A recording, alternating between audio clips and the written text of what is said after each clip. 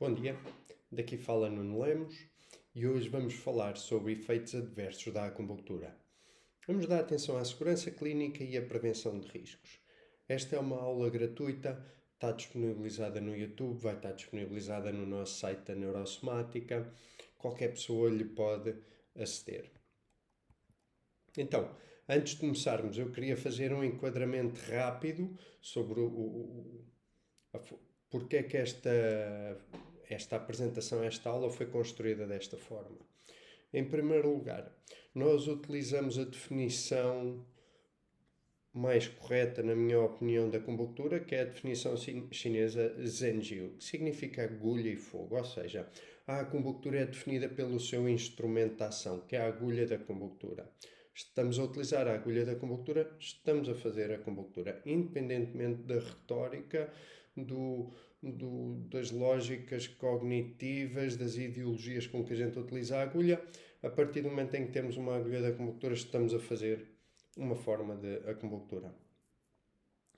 A técnica em si consiste sempre na manipulação dessa agulha filiforme, que é proveniente da acupuntura chinesa. E o risco anatómico, no fundo, os riscos associados ao uso dessa agulha é igual para todos, independentemente da formação da narrativa teórica, da narrativa ideológica, o risco infeccioso, o risco traumático, etc. É virtualmente idêntico.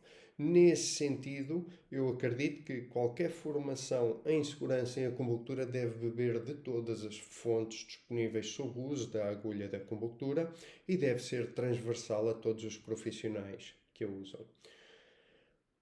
Obviamente que existem pequenas diferenças. Existem diferenças na forma como, por exemplo, os acupuntores gostam de utilizar a agulha da acupuntura em relação, por exemplo, a profissionais de saúde como fisioterapeutas, osteopatas, etc.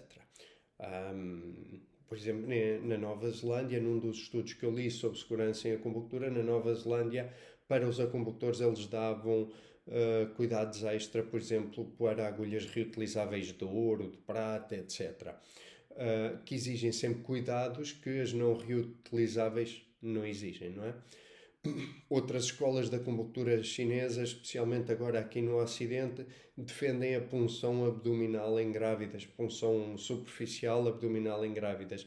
Mas essa técnica, que representa determinados riscos, não é uma técnica que seja utilizada por outros profissionais de saúde. Então, as crenças de determinadas profissões podem fazer com que existam pequenas diferenças. Nós vamos ter de considerar essas diferenças, mas não nos vamos focar muito nelas. O nosso objetivo são a análise mais abrangente do uso da agulha da acupuntura naquilo que é mais comum para todos os profissionais.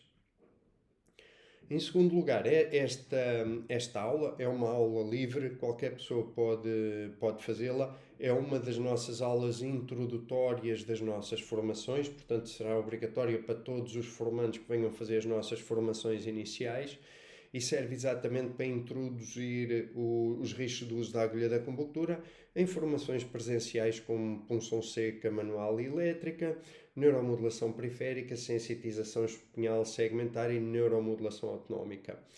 Eu depois também estou a desenvolver cursos de raciocínio clínico mais avançados e que serão online, mas esta é a base que parte para essas formações.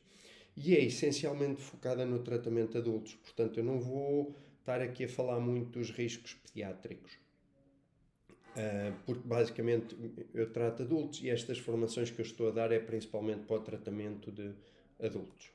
Então, feito o enquadramento, vamos começar com o enquadramento geral do que nos move para construir esta aula. Vamos começar a fazer um enquadramento epidemiológico e tentar compreender o que é que se passa com a acupuntura. É ou não é um tratamento seguro?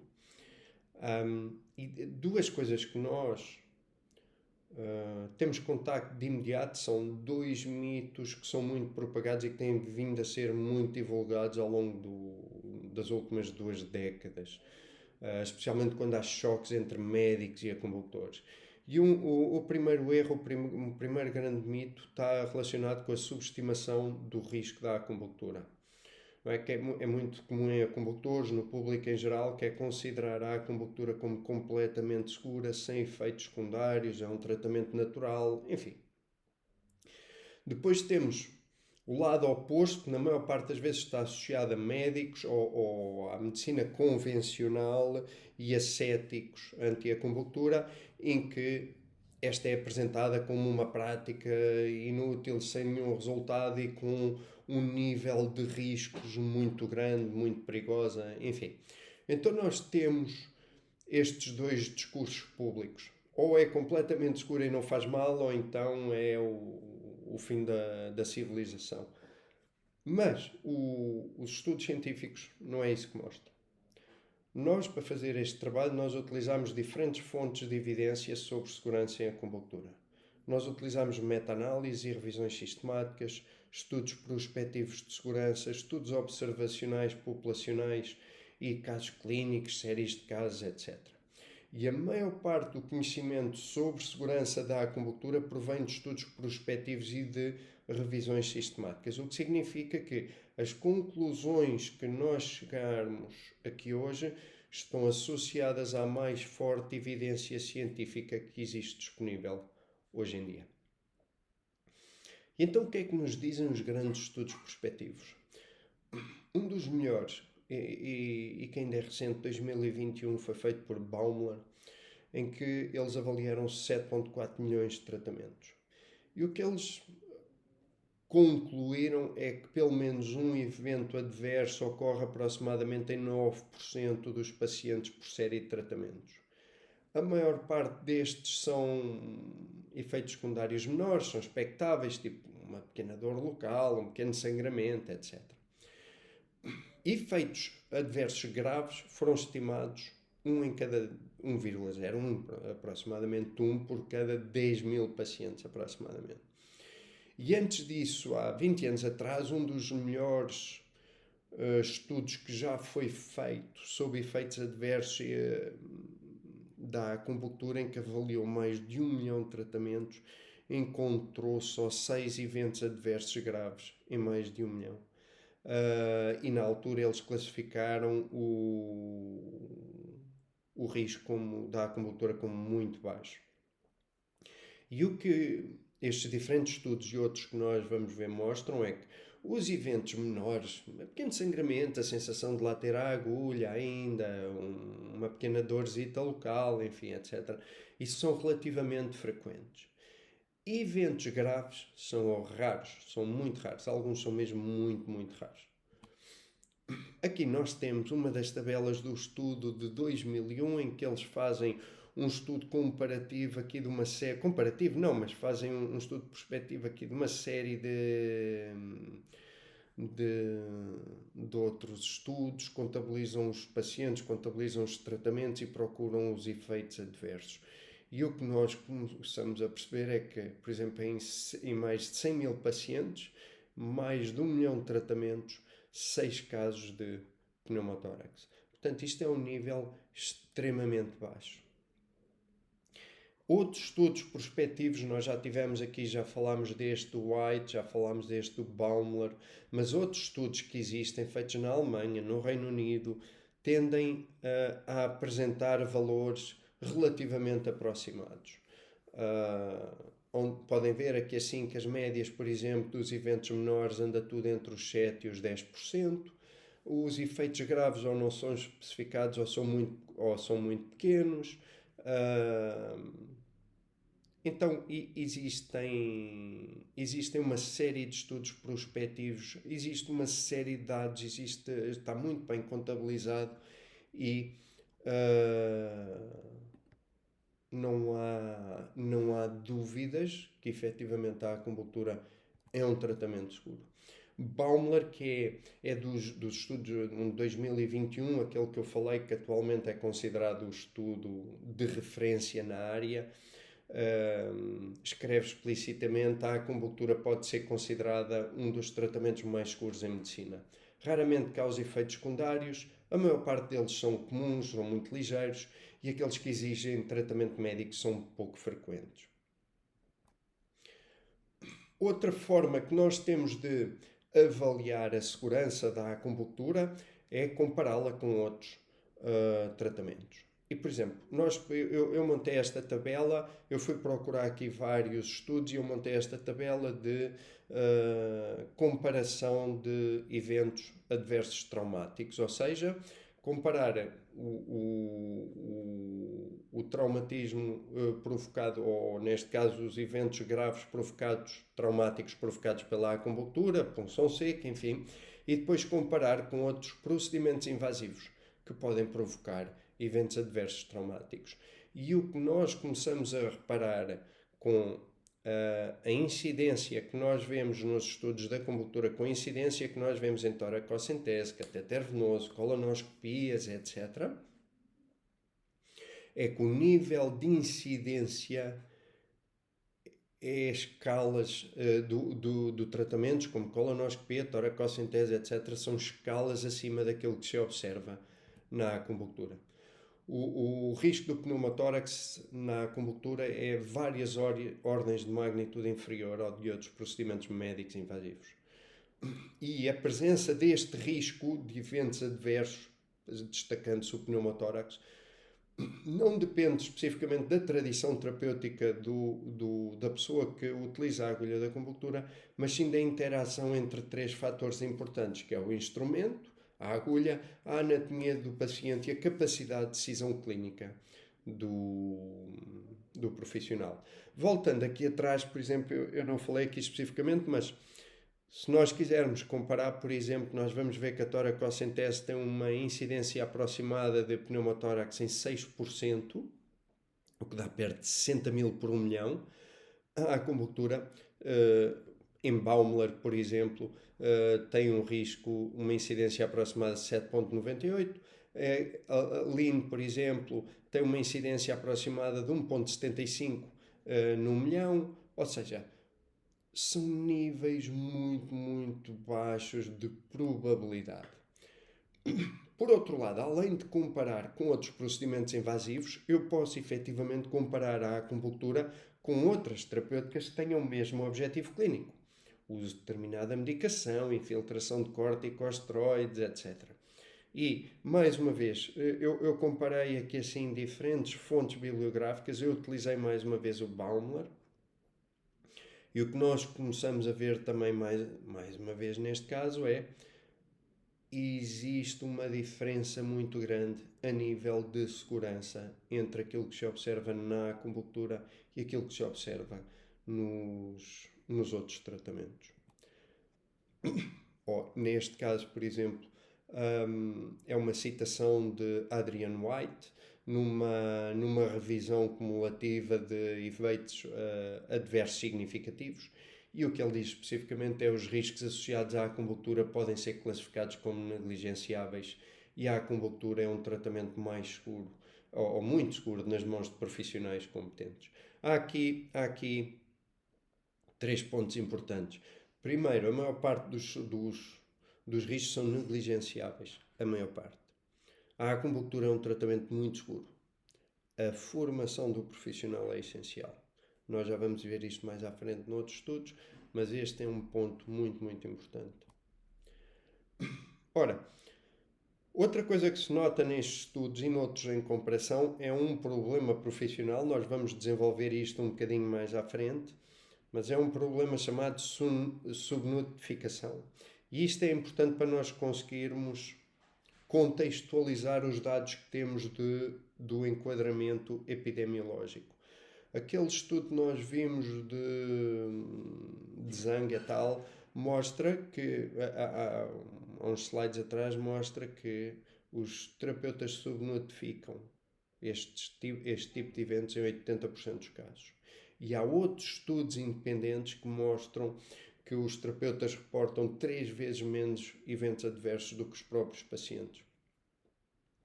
E estes estudos, um é chinês, um é dados obtidos da China, o outro é dados obtidos fora da China. Portanto, estes estudos mostram que não é um problema chinês, não é um problema só de um determinado país ou de uma determinada área geográfica, é um problema global.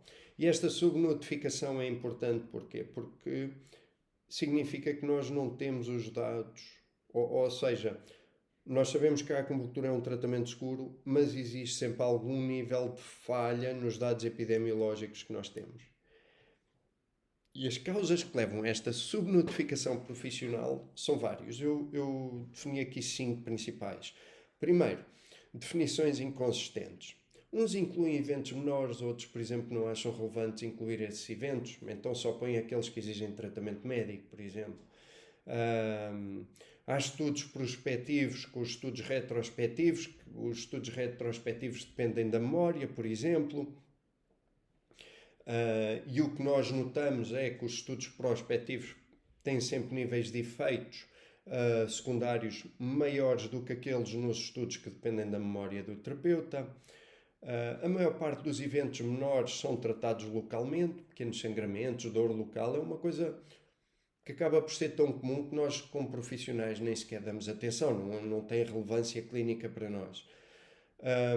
Existe a ausência de um sistema padronizado, isto com a regulamentação destas áreas, isto pode vir com a adoção da agulha da acupuntura por outras profissões, pode ser que comece a alterar, mas efetivamente não existe nada equivalente àquilo que temos, por exemplo, em farmacovigilância.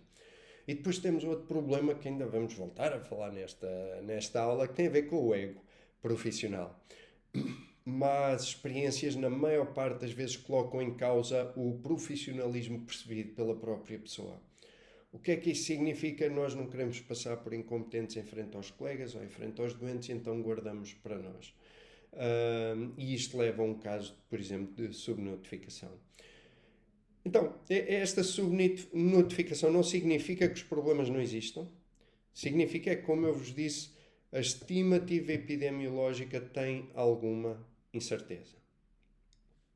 Ora, e então, tendo nós feito o enquadramento epidemiológico e nós conseguindo concluir que a acupuntura é segura, não é 100% segura e existem riscos e que a subnotificação impede-nos de ter um conhecimento que nós conseguimos considerar 100% correto sobre todos os danos que existem na acupuntura, nós podemos passar à frente e agora podemos fazer uma questão que é: o que é que eu devo avaliar antes de introduzir uma agulha no corpo do paciente? Eu já sei que é um tratamento seguro, eu já sei que eu consigo aplicar de forma eficaz. O que é que eu posso avaliar antes de eu fazer esse tratamento? E então, primeiro ponto importante: ter consciência de quais é que são as contraindicações da acupuntura, especialmente as absolutas e as relativas. Por exemplo, em termos anatómicos, uma contraindicação absoluta será áreas proibidas de punção. Por exemplo, não é comum a punção, não é comum, nem é aconselhável a punção dos genitais externos, por exemplo. Depois há, dentro das contraindicações relativas a áreas que exigem mais cuidado e mais treino, um trapézio, um angular da omoplata. Há áreas que são mais propensas à infecção, por exemplo, não é absoluta, é relativa, tipo a aurícula. Contraindicações absolutas relacionadas, por exemplo, com o comportamento do paciente, a recusa do paciente em tratar-se, a incapacidade em cooperar com o tratamento. Imaginem que vocês põem as agulhas em determinado sítio e dizem ao paciente: eu preciso que esteja quieto, e o paciente não está quieto, o paciente tende a mexer-se e distrai-se e mexe-se, etc. A maior parte dos pacientes não faz isto, mas ocasionalmente vocês vão apanhar um ou outro paciente que tem um comportamento menos cooperante. Clientes alcoolizados, por exemplo, ou com surtos psicóticos. Então, isso são tudo contraindicações absolutas. O que é diferente de um paciente, por exemplo, ansioso? Okay? Porque um paciente ansioso pode ser ensinado e podemos estruturar o tratamento de forma a ele combater essa ansiedade. Um paciente seja muito ansioso, eu, por exemplo, em vez de fazer punções muito profundas que podem ter os estímulos mais agressivos e aí vão gerar uma maior possibilidade de uma reação vasovagal, por exemplo, eu posso fazer só punções superficiais com agulhas 22-13, provocar um mínimo desconforto ao paciente, para ele começar a percepcionar o conforto associado ao tratamento e com isso acalmar a ansiedade.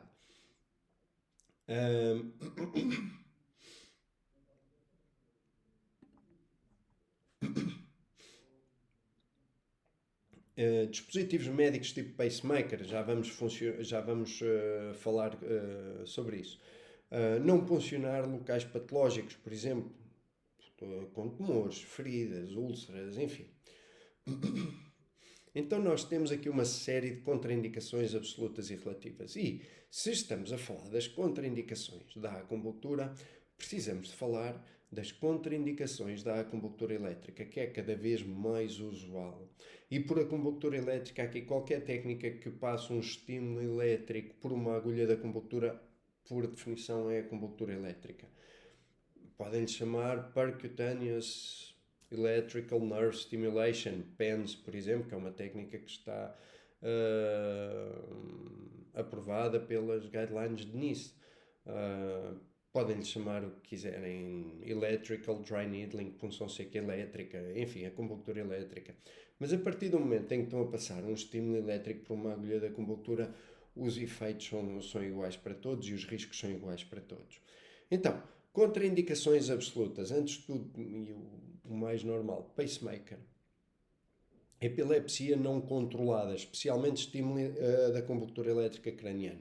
Eu, pessoalmente, mas sou eu, não é o que os estudos dizem, eu não gosto de fazer punção, especialmente técnicas de neuromodulação periférica, em pacientes esquizofrénicos nem em pacientes epiléticos. E muito menos com estímulo elétrico. Tumores malignos, como nós já vimos, áreas de trombose venosa profunda ou tromboflebites, nunca fazer acupuntura elétrica, muito cuidado com o tipo de punção que se faz nessa área, obviamente. Aqui assim nas grávidas nós vemos que temos algum tipo de contraindicações absolutas e outras mais relativas, sendo o abdômen ou a região lombar considerada absoluta, relativa à gravidez em geral. E agora há aqui um ponto importante, nós temos estudos de segurança em TENS na gravidez, mas nós não, ou pelo menos eu não encontrei estudos de segurança da acupuntura elétrica em grávidas. E portanto eu não sou 100% a favor, em alguns casos posso fazer com punções mais superficiais, nos membros, enfim. Ou se for então para provocar o trabalho de parto, aí já é diferente. Enfim. Mas também não sou muito fã de estar ali a exagerar com estímulos elétricos em grávidas.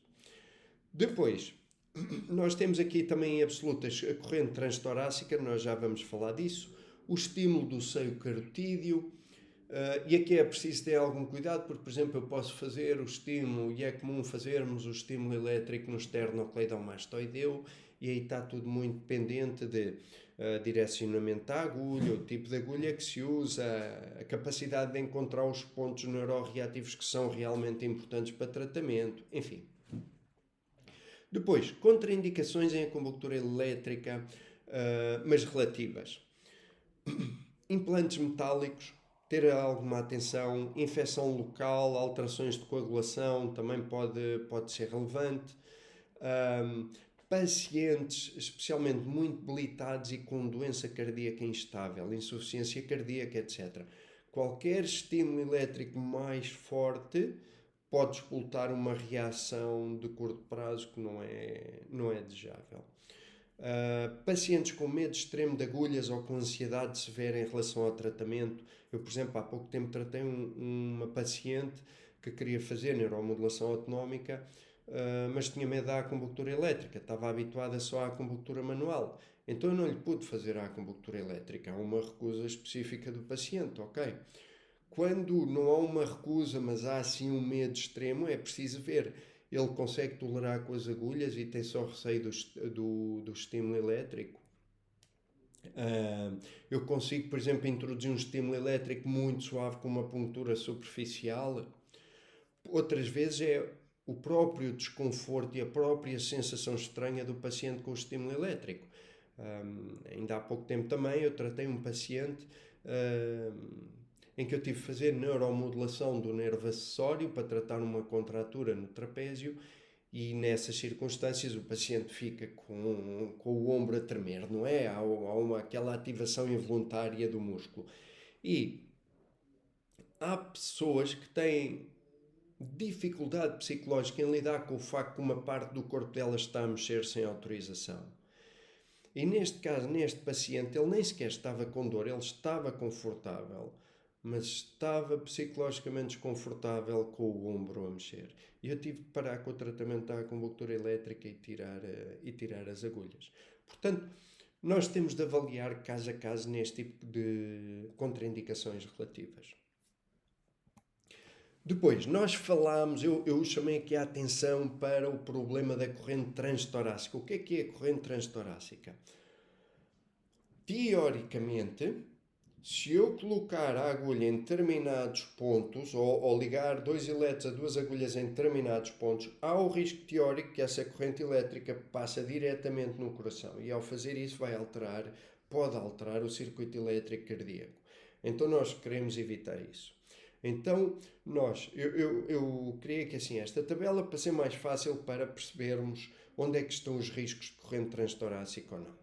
Nós temos de perceber que a corrente segue sempre pelo caminho de menor resistência. Então, por exemplo, se eu fizer uma punção de um lado ou outro da cabeça, há risco dela passar pelo coração? Não.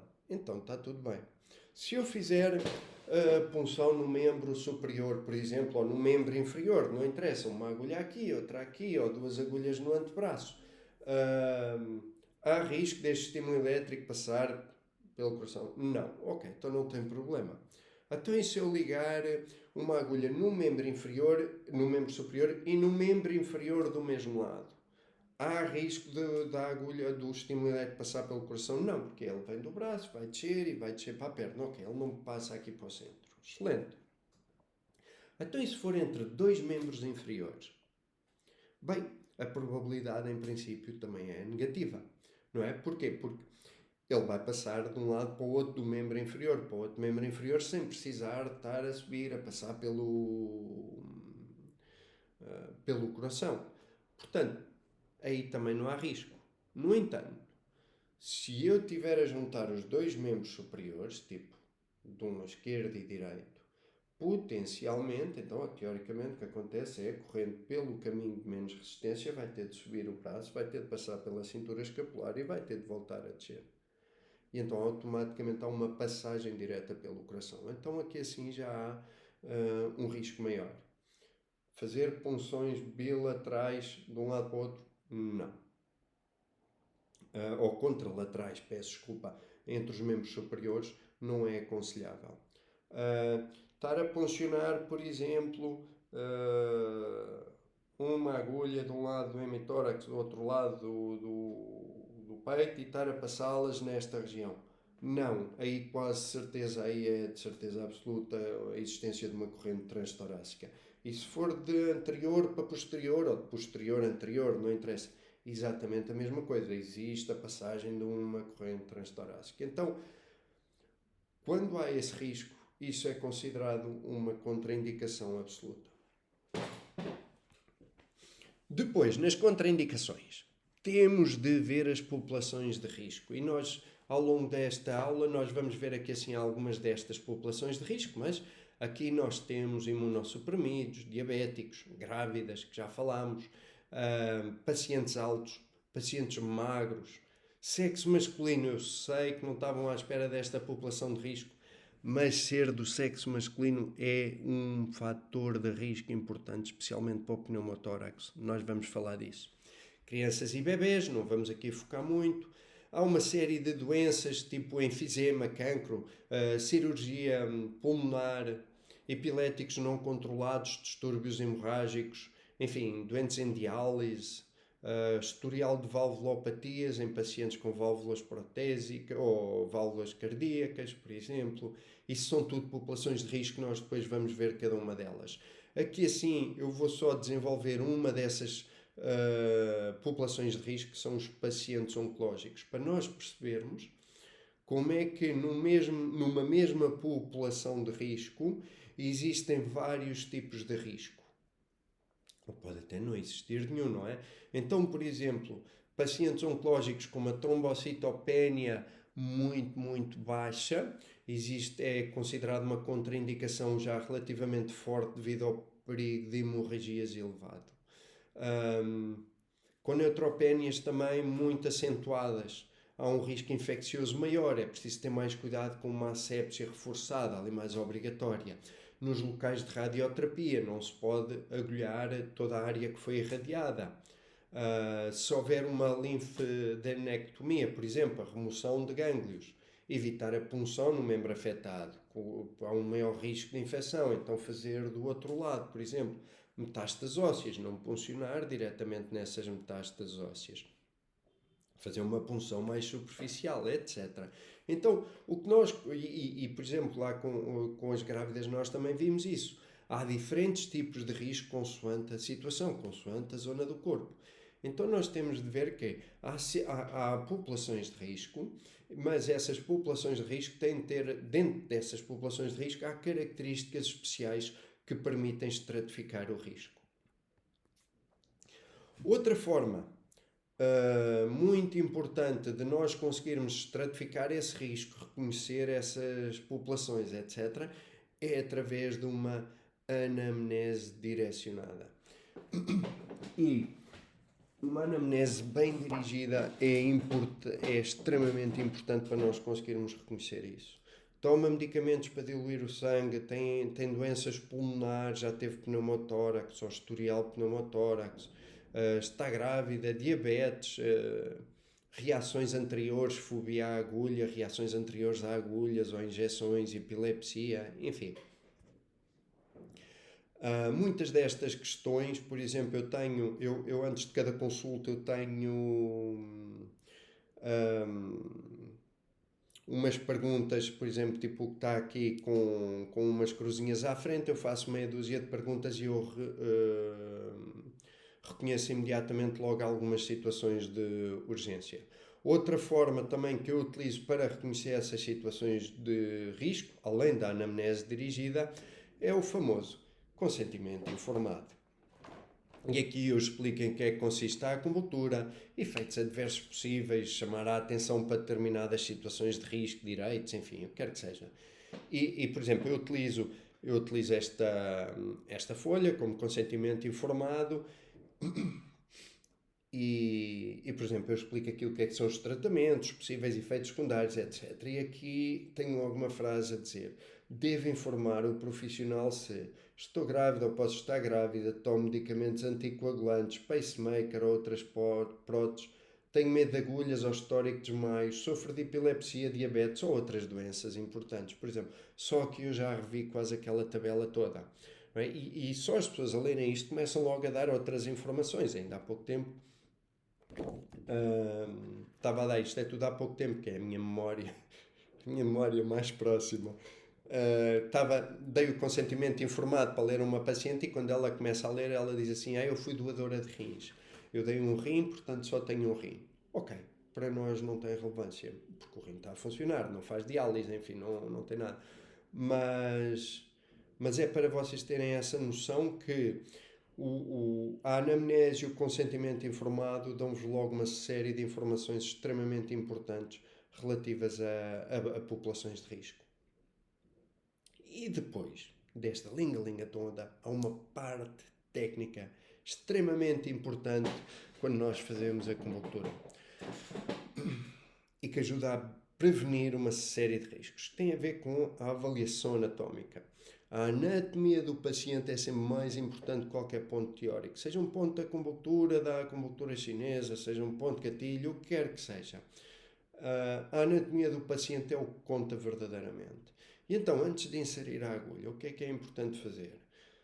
Palpação. Saber identificar as estruturas que eu estou a palpar.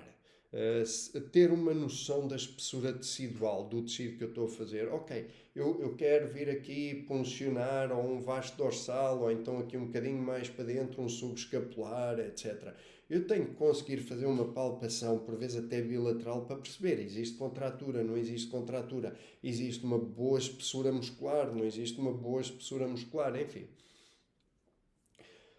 Ponto extremamente importante, a orientação da agulha também, de acordo com essa anatomia que nós estamos a palpar. A nossa capacidade de visualizar em 3 dimensões o que nós estamos a fazer. Por exemplo, uma das diferenças dos meus cursos de punção seca para outros que eu vejo e que falo com colegas que foram fazer é que a maior parte dos cursos de punção seca estão muito focados naquela coisa de agora vamos puncionar o braquiorradial, agora o bíceps, agora o braquial anterior, agora o deltoide, enfim, o que quer que seja.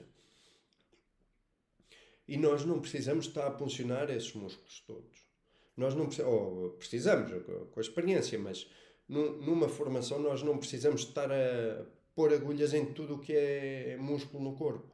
Nós precisamos ter a consciência de qual é que é a anatomia 3D, do que é que está à volta daquela zona, para eu saber como direcionar a agulha, só isso.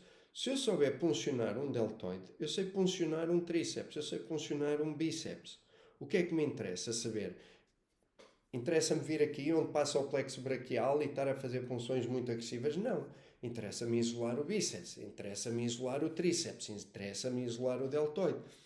Mas se eu souber funcionar um deles, eu sei funcionar todos os outros. Então, esta capacidade que nós temos de saber orientar a agulha e visualizar em 3 dimensões as estruturas que eu tenho, onde é que estão os nervos, onde é que estão os vasos, onde é que está a parte mais grossa do músculo, onde é que está a parte mais miotendinosa, etc.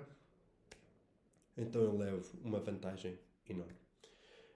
Triagem eletrofuncional, que é uma coisa que nós utilizamos muito com o pointer, triagem eletrodérmica, eletrosensitiva, eletromecânica, isto são tudo técnicas que eu ensino nas minhas formações.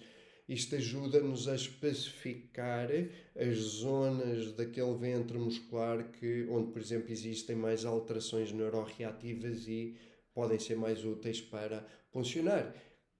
Ajuda-me a diminuir o número de agulhas que eu preciso. Por exemplo, muitas vezes, em vez de estar a funcionar 3, 4, 5 pontos, eu consigo fazer a mesma coisa com 1 ou 2. Enfim, saber posicionar o paciente para punção. Se eu quiser fazer uma punção do angular da omoplata, eu quero o paciente posicionado de uma determinada forma. Se eu quiser ir ao subescapular, eu quero posicionar o paciente de outra forma. E, portanto, este tipo de avaliação anatómica que fazem ao início é das coisas mais importantes antes de inserir a agulha da acupuntura. Ponto importante, a segurança da punção da acupuntura começa antes da inserção da agulha. Começa com a nossa capacidade de saber fazer um enquadramento epidemiológico, reconhecer as principais contraindicações, populações de risco, saber como olhar para uma determinada zona do corpo e tentar perceber como é que eu vou abordar, por onde é que eu vou funcionar, qual é o ângulo de direção que eu quero dar, o número de agulhas, o tipo de agulha que eu quero utilizar, etc. Isso é o que vai definir a maior parte da nossa segurança em acupuntura. Passamos a esta fase inicial. Vamos começar a fazer um tratamento de acupuntura e vamos começar a inserir agulhas. Há de haver sempre qualquer coisa que nunca vai correr bem. Então, a maior parte das vezes, como nós vimos no enquadramento epidemiológico, são coisas muito suaves. Ocasionalmente, muito raramente, e quanto mais atenção derem muitos princípios que estamos a falar aqui, torna-se ainda mais raro, pode ocorrer situações mais graves. O que nós queremos aqui perceber é o que é que pode correr mal numa intervenção com agulha de acupuntura. E então, nós temos de perceber uma coisa. Sempre que introduzimos uma agulha de acupuntura no corpo humano, há 3 tipos principais de risco. Primeiro, um risco infeccioso. Segundo, um risco traumático. Terceiro, uma resposta neurovegetativa. E o que nós temos de perceber é que esses 3 riscos podem ter graus de gravidade diferentes. Eu estou a utilizar aqui a classificação que é baseada em sistemas também de farmacovigilância, de segurança clínica e que também foi retirado do estudo de Adrian White, do British Medical Journal de 2001. E aí nós temos 3 graus principais de gravidade. Sem relevância clínica, que são a maior parte deles, comuns e autolimitados, um leve sangramento, um ligeiro agravamento temporário, uma pequena hipotensão ortostática quando o paciente se levanta da marquesa, enfim. Com alguma relevância clínica, podem exigir atenção, mas não há qualquer risco para o paciente, uma agulha quebrada, que atualmente já é muito raro, Lesões do sistema nervoso periférico que pode ou não ter relevância clínica e ser facilmente tratado ou poderá exigir algum nível de tratamento médico. Nós depois vamos desenvolver um bocadinho cada um deles. Ou então, efeitos adversos graves, em que há um risco significativo ou mesmo fatalidades, sendo que destes, apesar de extremamente raros, o mais comum é o pneumotórax. Ora, então vamos aqui começar a dividir cada um destes três grupos: neurovegetativo, infeccioso e traumático. Vamos então falar aqui um bocadinho sobre respostas neurovegetativas. Na maior parte das vezes é o chamado um risco comportamental e fisiológico. Nós já vamos ver um bocadinho mais à frente o que é isto. E a maior parte delas ou não tem relevância clínica ou tem pouca relevância clínica. O que são as respostas neurovegetativas? Os exemplos mais comuns. 5 vasovagal. A reação vasovagal de todas as respostas neurovegetativas e a hipotensão transitória são aquelas mais comuns. Pode aparecer tonturas, náuseas, sudorese também, mas a maior parte das vezes que aparece só tonturas, náuseas, sudorese, elas estão associadas. São uma manifestação da 5 vasovagal. E o que nós temos aqui é um mecanismo simples. Há uma ativação vagal, gera ansiedade, há uma resposta autonómica mais forte e a pessoa começa a sentir-se mal disposta, a gente põe as agulhas e o paciente começa a dizer que está a sentir-se mal disposto, que está a transpirar, está com suores frios, etc. Há alguns grupos de risco e fatores a terem atenção nestes casos. Pacientes muito ansiosos, pacientes com historial de fobia a agulhas, pacientes com historial de não tolerarem procedimentos invasivos. Sexo masculino, mais uma vez, é um fator a terem atenção, especialmente homens muito fortes que não têm medo de nada. A probabilidade de desmaiarem é maior ou de terem uma reação vasovagal é maior. Evitar punções manuais mais agressivas ou estímulos mais dolorosos, especialmente se é a primeira vez que o paciente está a fazer algo do género, ok? Porque é logo uma reação imediata e não é agradável. Na maior parte das vezes, estas reações são benignas, são autolimitadas e o ponto mais importante que eu gostava de vos passar é que nestas fases a melhor coisa é falar calmamente com o paciente. Nós já vamos ver como é que devemos proceder quando um evento destes acontece, mas a melhor coisa que se pode fazer é explicar ao paciente o que é que está a acontecer, é só uma resposta um bocadinho mais forte do sistema nervoso, vamos retirar as agulhas, enfim, mas vamos explicar o que é que está a acontecer, vamos acalmar o paciente, porque isso ajuda o efeito a passar mais rapidamente. E depois temos a parte infecciosa. E naquela revisão sistemática que nós vimos do British Medical Journal 2001, eles chegaram à conclusão que 4 quintos dos casos deveram-se a traumatismos e infecções em números aproximadamente iguais, o que significa que até ao início do século XXI, tanto os traumatismos como as infecções eram a maior parte dos problemas que surgiam. As infecções hoje em dia já estão muito mais controladas. Vamos compreender o que é que se passou nas últimas 5 décadas. Então, se vocês repararem nesta tabela aqui, vocês vão ver que no período de 1974, e se viram a história, a apresentação também é gratuita da história da punção seca que eu fiz, vão ver que é nesta fase que os Estados Unidos, a China se abre ao mundo, a acupuntura começa a ser adotada, enfim. Mas, nesta fase, há um aumento grande de infecções de vírus de hepatite B por agulha de acupuntura, associada a tratamentos de acupuntura.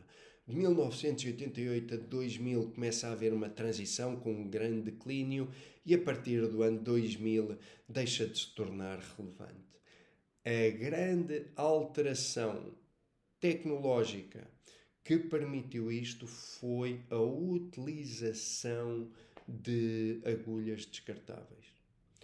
porque era comum utilizarem-se agulhas reutilizáveis e a maior parte das vezes eram desinfetadas, eram queimadas, enfim, por isso é que muitas também partiam, eram de ferro, queimavam aquilo, depois voltavam a reutilizar, enfim, era uma agulha, a ponta da agulha da acupuntura já estava oca, já estava romba, era muito mais doloroso por vezes para o paciente, o estímulo, enfim.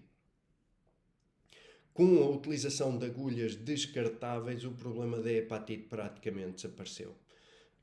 E o perfil dos agentes infecciosos alterou-se radicalmente. A ameaça infecciosa atual não vem das agulhas, mas sim do ambiente e da técnica ascética que envolve essas agulhas. Então, eu procurei também aqui outros estudos com bastante informação sobre infecções em acupuntura e nós consegui construir aqui esta tabela. Não se assustem com esta tabela porque nós já vamos falar deste caso aqui, que é um caso muito interessante. Nós temos aqui a questão da hepatite B, que é um problema histórico, que basicamente foi eliminada com agulhas descartáveis. E depois nós temos aqui assim estes casos de infecções auriculares, tétano, artrite cética, endocardite infecciosa, etc. E pronto, ouvindo estes nomes nós ficamos assustados, mas mais uma vez é preciso contextualizar. A maior parte, e nós até vamos falar um bocadinho mais da endocardite infecciosa, a maior parte destes casos, se vocês repararem, são meia dúzia, são casos isolados, são meia dúzia de casos documentados ao longo de décadas com milhões e milhões de consultas. Portanto, o seu perigo é muito baixo, mas ele efetivamente existe e está associado a determinadas práticas. E o nosso objetivo não é saber se ele é baixo, é exatamente ter as melhores práticas. Então, a parte da hepatite B foi eliminada com agulhas descartáveis. Não é? As infecções auriculares, por exemplo, aumento de probabilidade quando utilizam aquelas agulhas permanentes na aurícula, que é muito comum, por exemplo, para acupuntores, especialistas de medicina chinesa, utilizarem isso. Só aquela punção da acupuntura na clínica não tem grande risco. A utilização de sementes coladas também não tem risco, enfim. Depois tivemos aqui casos de tétano, inclusivamente com 3 mortes, mas isto tem a ver com as zonas onde na realidade estava a ser feita a acupuntura, em países mais pobres, zonas de baixo acesso a cuidados, sem esterilização, não são coisas que nós identificamos no dia a dia em Portugal ou em países europeus. Casos muito raros também de risco aumentado em articulações com implantes ortopédicos, endocardite infecciosa, especialmente associada ao uso de pontos auriculares, nós já vamos falar aqui um bocadinho disto. E depois temos aqui casos isolados de abscesso retroperitoneal, por exemplo, mas que têm a ver com punções muito profundas, pouca esterilização, etc. E mais uma vez são casos muito, muito raros. Endocardite infecciosa, vamos aqui, porque esta é a complicação cardíaca mais grave e alguns estudos focam-se muito nisto. Por exemplo, uma das revisões sistemáticas que nós utilizamos, feita por Abegas et al., identificou 8 casos de endocardite. E esses 8 casos tinham características muito consistentes, maioritariamente associada a pontos ou auriculares ou dos membros inferiores. O problema não estava na agulha, o problema é a pele que estava infectada, havia um reservatório infeccioso na pele, vá lá digamos, e com uma má técnica ascética, com a agulha da acupuntura, enfim, cria-se ali uma pequena infecçãozita.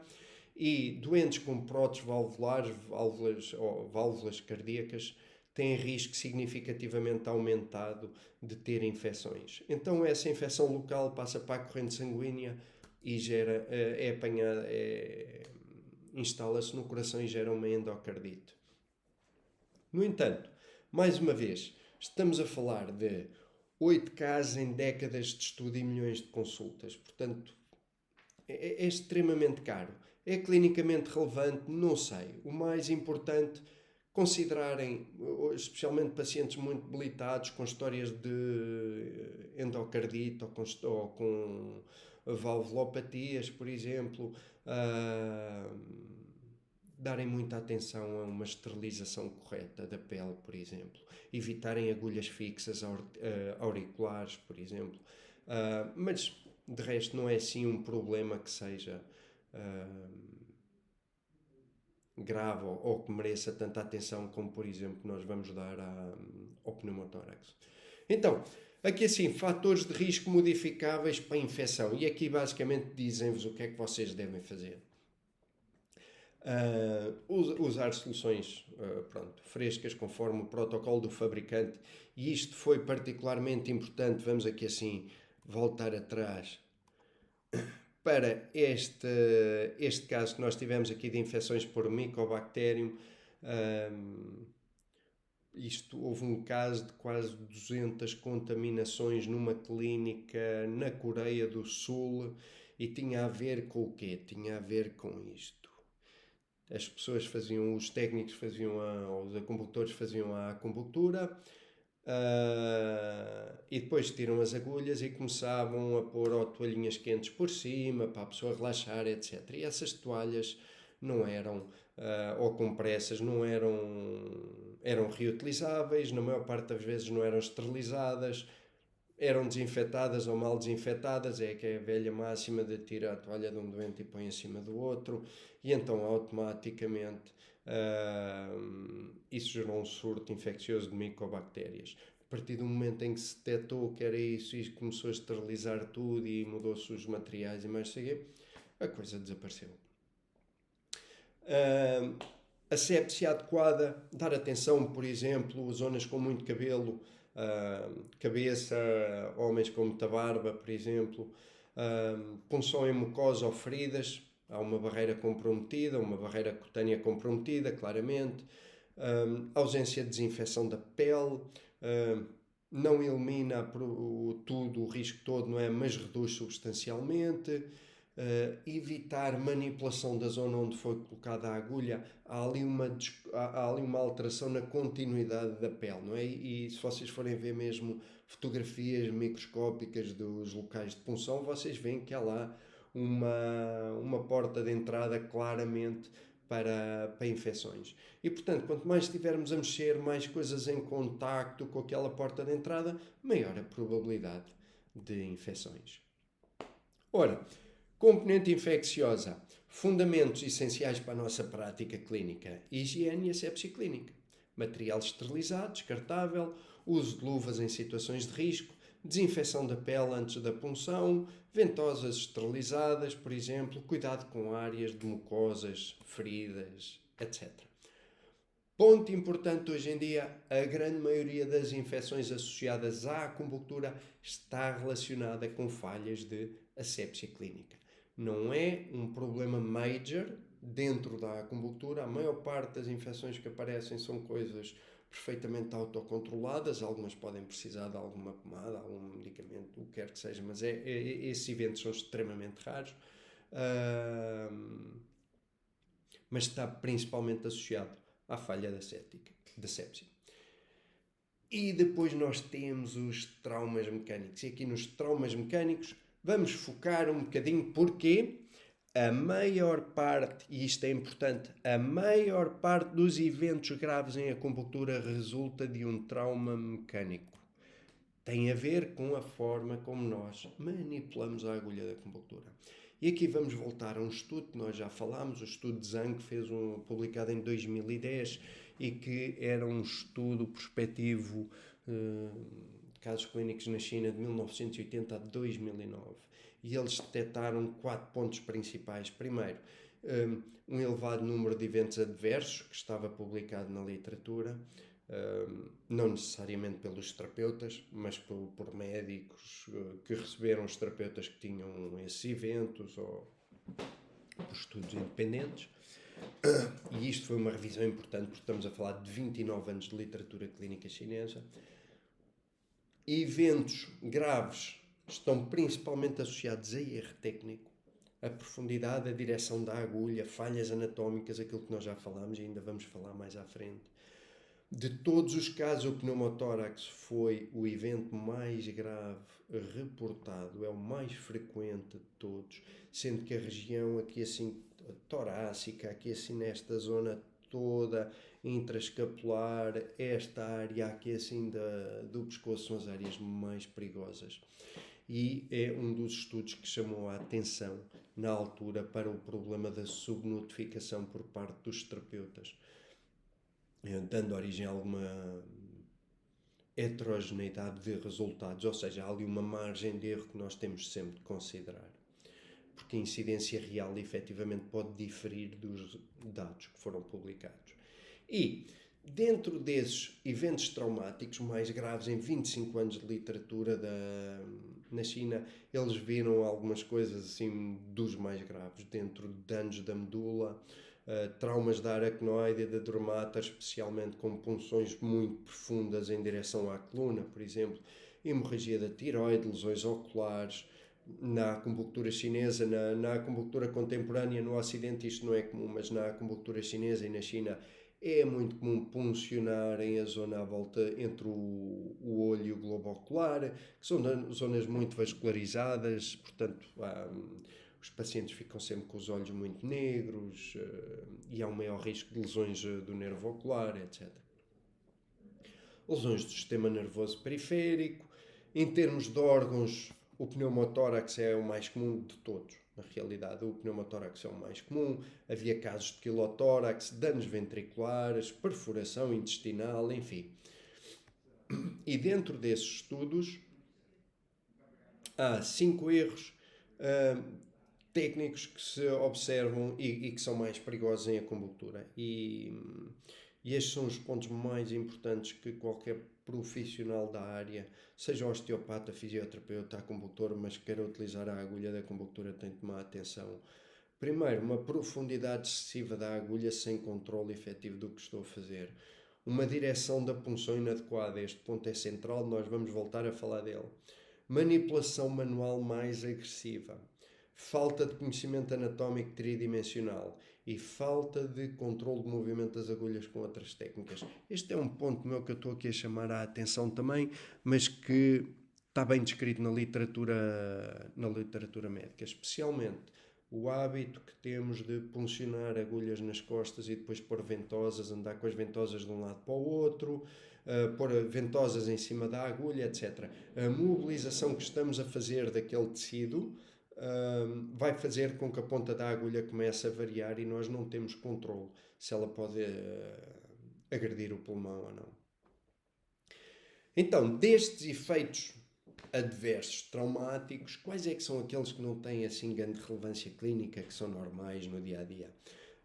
A sensação de ter a agulha no ponto é muito comum. Os pacientes dizem: eu fiquei sem dor, mas durante 2 dias tinha a sensação de lá ter a agulha. É normal.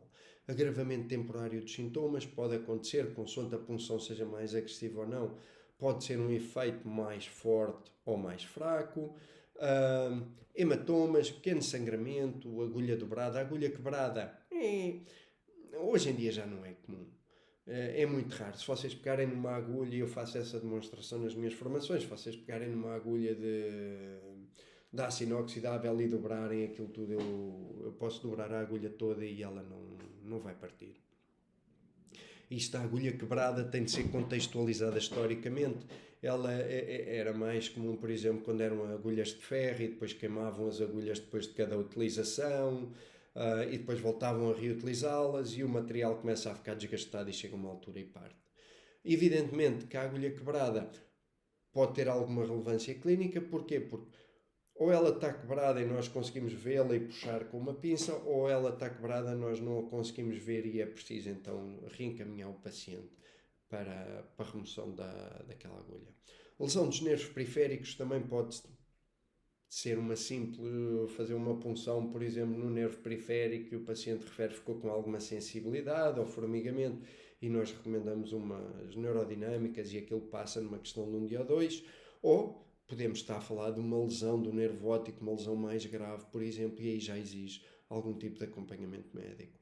Dor, desconforto local, é o normal. Fadiga ou sonolência, as pessoas utilizam isto como um efeito secundário da acupuntura. Eu digo que é o efeito que a gente quer da acupuntura. No Reino Unido, por exemplo, as folhas de consentimento informado recomendam a indicar ao paciente que não conduza a seguir à consulta da acupuntura, porque há pacientes que respondem tão bem que ficam com muito sono após a sessão da acupuntura. E isso são aqueles que não têm relevância clínica. O que é que tem relevância clínica? E agora vamos falar aqui assim do que nos interessa, vamos perder um bocadinho de tempo aqui. Que é no fundo o nosso elefante na sala, não é? Que é o pneumotórax. Ou seja, a acupuntura é muito segura, efeitos graves como o pneumotórax são muito, muito raros, mas existem. E eu vou mostrar 3 tipos de estudos que eu decidi colocar aqui, ou de recolha de dados, para mostrar que basicamente o problema é comum a todas as profissões, a todo o profissional que utiliza a agulha. O primeiro estudo é numa incidência populacional pneumotórax em acupuntura, e este foi feito em Taiwan. E ele é interessante porque ele não é da recolha só da literatura médica, ele é localizado especificamente numa área geográfica que utiliza muito este tratamento. E acima de tudo foi uma recolha de mais de 5 milhões de consultas em dados.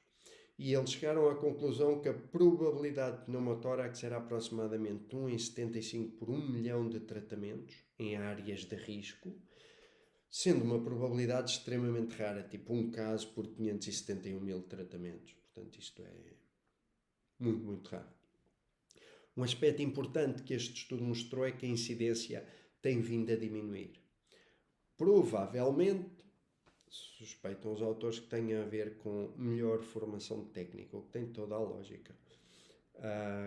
E nós observamos isto, por exemplo, em queixas noutras áreas, como a osteopatia, em estudos profissionais, por exemplo, na Austrália mostrava que na medida em que a qualidade do ensino melhorava para os profissionais, o número de queixas baixava.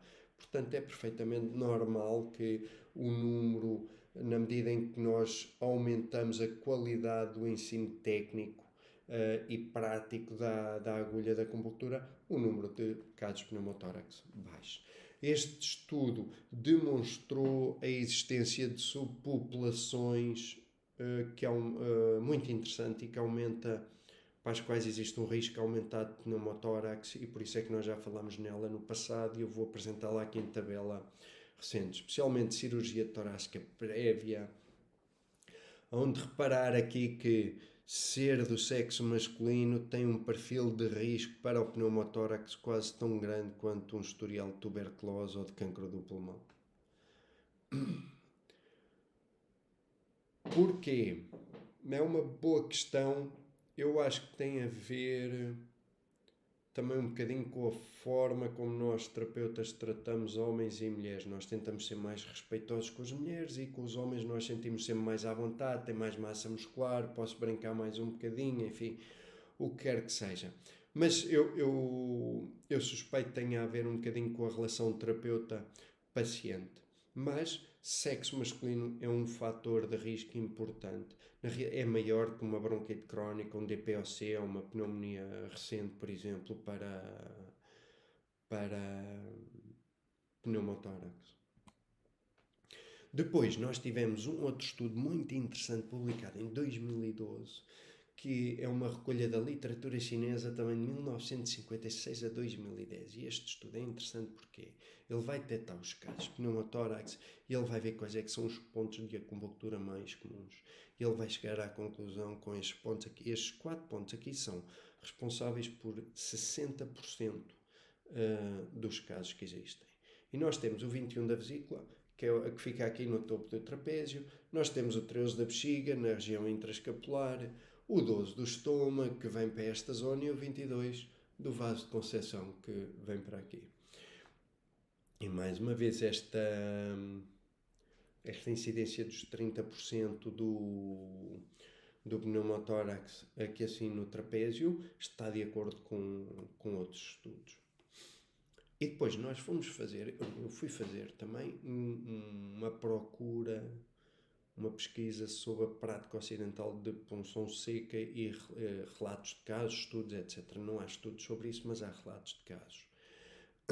E o que se nota é que o pneumotórax não é aleatório, é regional e é dependente sempre da direção da agulha. A região interescapular, mais uma vez, é o local mais frequentemente envolvido e o fator, e este ponto é importante, o fator importante não é a profundidade da agulha, é o direcionamento que nós damos a essa agulha. E os relatos de casos, sem estudos científicos, mas os relatos de casos pareciam apontar para esta zona. 54% a 70% para a região entre romboides, trapézio médio, supra infraespinhosa 15% a 25%, depende um pouco de como é que se faça a punção nesta área, para vertebrais torácicos 10% a 20%, trapézio superior, pescoço inferior 10% a 20%, enfim. E depois havia áreas prováveis, especialmente em descrições que têm aumentado com o número de atletas da NFL, com casos de pneumotórax após punção seca, mas não tinham áreas especificadas. E há aqui um ponto que é importante. Se vocês forem ver, compararmos os estudos de segurança da acupuntura na China, em Taiwan, punção seca, etc., não interessa qual é a fonte, vocês vão ver que os riscos são muito semelhantes e estão todos associados à mesma área de risco, que é normal, que é as áreas que estão à volta ou muito próximas do pulmão. E a melhor forma, e se vocês retirarem só daqui isto hoje é excelente, a melhor forma que nós temos de evitar esse tipo de agressões ao pulmão é garantir que a ponta da agulha nunca deve apontar em direção ao mesmo. E vamos ficar aqui só mais 3 segundinhos. Eu quero que leiam bem esta frase. A ponta da agulha nunca deve apontar em direção ao pulmão. E cada vez que estiverem a fazer uma punção no trapézio, no angular da omoplata, romboide, subescapular, o que quer, grande peitoral, o que quer que seja, perguntem-se sempre, a ponta da agulha está a apontar para o pulmão ou não? Este é um fator extremamente, crucial para o vosso estudo. Depois, ocasionalmente, muito raramente, pode aparecer um pneumotórax. Eu felizmente nunca tive, eu já conheci casos de descrição de ver em telejornais, nas revistas, etc. Mas eu felizmente nunca tive de passar por uma situação dessas. De qualquer forma, e eu espero que nenhum de vocês passe, para ser sincero, de qualquer forma, se isso acontecer, vocês têm de reconhecer quais é que são os sintomas e têm de saber o que é que devem fazer. Sintomas mais frequentes: dor torácica unilateral, dor agravada com inspiração profunda, dispneia, enfim, tosse seca, pode haver uma dor referida a nível do ombro, da omoplata. Bandeiras vermelhas, mesmo graves, dispneia progressiva, cianose, dor torácica muito intensa, tonturas com instabilidade, sinais de choque, enfim. Independentemente de quais é que sejam os sintomas, a partir do momento em que o paciente apresenta algum deste tipo de sintomas, 112. Não contactar imediatamente as urgências. Aqui assim eu criei uma tabela para vocês, para ser mais fácil também estudar. Regra geral, o pneumotórax tende a desenvolver-se nas primeiras horas, no entanto pode ser tardio, e aqui eu defini 3 níveis de urgência e as ações que deveriam ser feitas. Basicamente, o mais importante é chamar imediatamente urgência hospitalar. O que é que devem fazer? Se suspeita surgir na clínica enquanto vocês estão a fazer o tratamento, interromper de imediato o tratamento, avaliar os sintomas, monitorizar, não minimizar as queixas do paciente. Isso é a pior coisa que se pode fazer. Mandar para casa, minimizar e pensar em wishful thinking, que tudo vai desaparecer. Não fazer isso em momento algum e encaminhar imediatamente para a urgência. Falar calmamente com o paciente, explicar o que é que se está a passar e encaminhar para a urgência. Se a suspeita for fora da clínica, não esperar para ver se melhora. Dê mais um dia ou dois. Não tomar analgésicos. Nós somos acupuntores, não prescrevemos analgésicos e em caso destes sintomas não é analgésicos, é ser avaliado primeiro. É recomendar imediatamente ir para um serviço de urgência e informar o médico de imediato que fez um procedimento invasivo recente, porque aí o contexto histórico da queixa muda e os médicos sabem imediatamente fazer os exames imediatos, os mais importantes. Ponto importante, o papel do terapeuta não é diagnosticar, nestes casos, é reconhecer o risco e encaminhar. Eu não sei se aquele paciente com aqueles sintomas está a ter um pneumotórax. Eu sei que existe um risco específico desse paciente ter um pneumotórax e eu preciso de o encaminhar. E, por exemplo, já aconteceram, a mim nunca aconteceu esta questão de pneumotórax, mas já aconteceu por 2 vezes que eu me lembro, ter pacientes que vieram à consulta com sintomas típicos de problemas cardíacos. Dor no peito, dor a irradiar pela face interna do braço, enfim. E estes pacientes ainda não tinham sido vistos por médicos e eu não os tratei. Eu expliquei-lhes o que é que eu queria, eu expliquei-lhes o que é que eu estava a ver, eu expliquei-lhes que poderia ser muscular, mas poderia não ser muscular e eu precisava de saber antes exatamente o que é que era. E nem sequer tratei os pacientes, reencaminhei-os imediatamente para consultas médicas, para a urgência hospitalar, não é? Vai à urgência e diz, estou com estes sintomas, pronto, a seguir vai, é visto pelo cardiologista, eletrocardiogramas, está tudo bem, ok, nós podemos então tratar do problema musculoesquelético. Mas é importante nós termos noção disto, há situações em que nós não diagnosticamos, nós reconhecemos sinais de risco e encaminhamos esse paciente. Ora, e agora que falámos disto tudo, vamos abordar um dos nossos últimos capítulos que tem a ver com o algoritmo de decisão clínica. Já falámos parte do algoritmo da decisão clínica, demos mais atenção ao pneumotórax. Aqui vamos ver só efeitos menores, sejam neurovegetativos, infecciosos, etc. Então, a reação vasovagal é relativamente comum. Vá lá, é que para mim tem sido cada vez mais raro ter reação vasovagal. Nos meus pacientes eu noto que com a experiência e na medida em que eu comecei a aprender a utilizar diferentes tipos de estímulo, com agulhas, diferentes profundidades e a gerir o conforto psicológico e físico do paciente, eu deixei de ter estas reações. Mas, numa fase inicial da minha profissão, eu comecei com uma licenciatura, um diploma em medicina chinesa e nós tínhamos o hábito de fazer sempre punções mais profundas com aquelas agulhas mais grossas, 25-40, para os pontos da acupuntura, para obter o efeito de Qi, etc. E esse efeito de Qi, essa sensação de choque, basicamente é um estímulo do nervo. E o que eu notava é que os pacientes tinham uma probabilidade maior de desenvolver reações vasovagais e mesmo ansiedade em relação ao tratamento. E a partir do momento em que eu aprendi a gerir isso, eu deixei de ter esses problemas. Mas, caso aconteça, e raramente ainda me acontece, um ou outro paciente começa a sentir-se mal, a ter uma reação vasovagal, o que é que eu faço de imediato? Remover agulhas. O paciente vai manter-se deitado, relaxado. Vou fazer a elevação do membro inferior, vou monitorizar o paciente, deixá-lo descansar um bocadinho e, acima de tudo, vou falar muito calmamente com ele. Vou explicar o que é que se passa, que é normal, por vezes é o próprio sistema nervoso, não depende dele especificamente, da pessoa, mas é o próprio sistema nervoso a responder a um estímulo mais agressivo. E pronto, não faço tratamento nesse dia, deixo só o paciente relaxar. Quando ele se começar a sentir melhor, ele depois levanta e fica bem. Hipotensão transitória.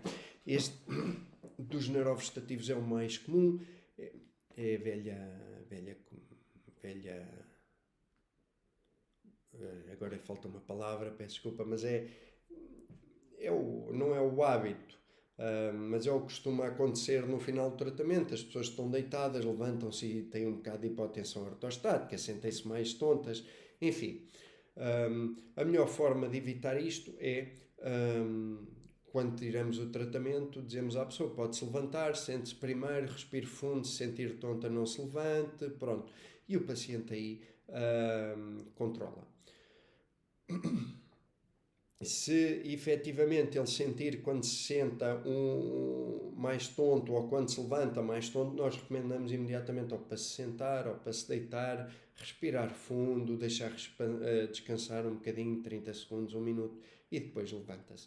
E regra geral é só isto. A situação mais complicada que eu tive uma vez com uma situação destas de hipotensão foi um paciente que se levantou, eu perguntei se ele estava bem, ele disse que sim, levantou-se, respirava bem, não estava tonto, e eu pedi-lhe só para fazer um exercício para levantar um braço ou para levantar os dois, já não me lembro, e ele diz-me assim, eu estou-me a sentir tonto. E mal ele me diz, eu estou a sentir tonto, eu digo, ok, deite-se, sente-se aqui na Marquesa então. E enquanto eu estou a dizer sente-se na Marquesa, ele desmaia em cima de mim. Mas foi uma coisa muito rápida, nem sequer deu para perceber, e em 20 e tal anos de prática isso aconteceu-me uma vez. Portanto, a maior parte das vezes que isto da hipotensão acontece é uma coisa muito transitória, é muito comum, é perfeitamente gerível. Eu não sei se em 20 anos de prática também vos vai acontecer um caso destes, de um paciente levantar e de um momento para o outro desmaiar. Mas pronto, depois ele acordou bem, seguimos todos os procedimentos da reação vasovagal, etc. Mas efetivamente, mais tarde ou mais cedo pode acontecer alguma situação destas. É importante nesses casos vocês falarem calmamente com o paciente e explicarem o que é que se passou. Depois, eventos adversos traumáticos. Como é que devemos proceder? Ora, sonolência. Eu não sei, não sei o que é que eu hei de recomendar aqui, não é? Porque para mim isto não é um efeito secundário.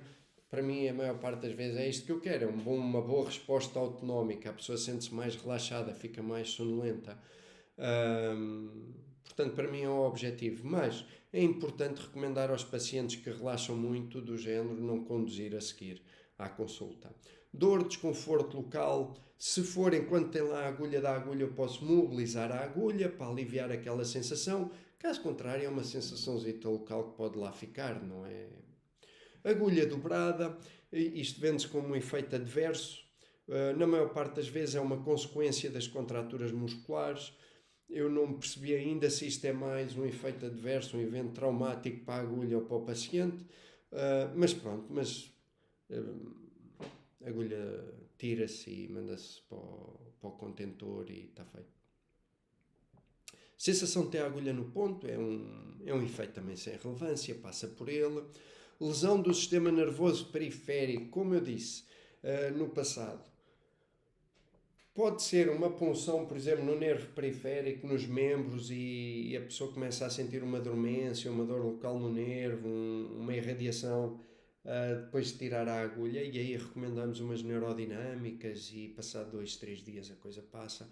Pode ser uma lesão mais grave, tipo uma lesão de algum nervo ocular, mas a maior parte das vezes a acupuntura não provoca lesões no sistema nervoso periférico, porque a agulha da acupuntura tem muito menos capacidade de destruição tecidular que uma agulha epidérmica, por exemplo.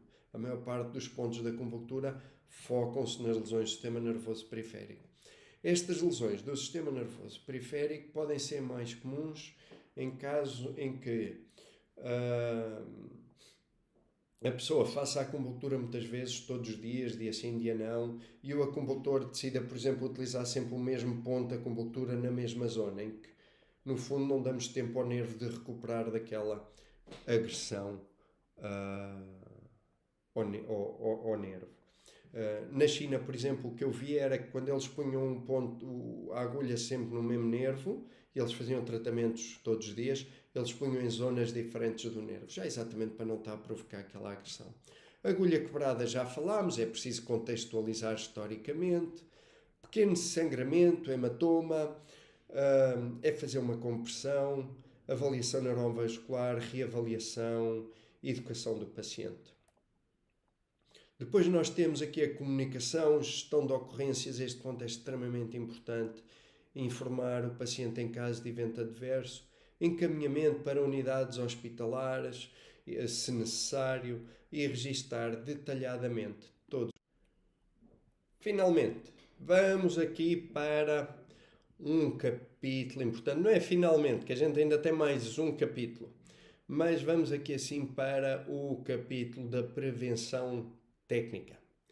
E eu neste capítulo eu quero apresentar-vos o meu modelo, a forma como eu gosto de pensar a estratificação de risco. Eu utilizo 3 taxonomias diferentes para fazer essa estratificação do risco. A minha questão aqui é como é que um clínico competente define onde se pode agulhar, onde pode agulhar e como é que pode agulhar. E para isso eu vou definir 3 camadas que representa cada uma delas uma taxonomia diferente e cada uma delas tem uma taxonomia própria. Fatores, a primeira, fatores clínico-comportamentais. Primeiro, quem é que é este paciente? O que é que eu, como terapeuta, trago para a sessão? Estratificação do paciente e do terapeuta. E isto acontece sempre antes da sessão. Nós já vamos avaliar este em mais pormenor, em mais cuidado.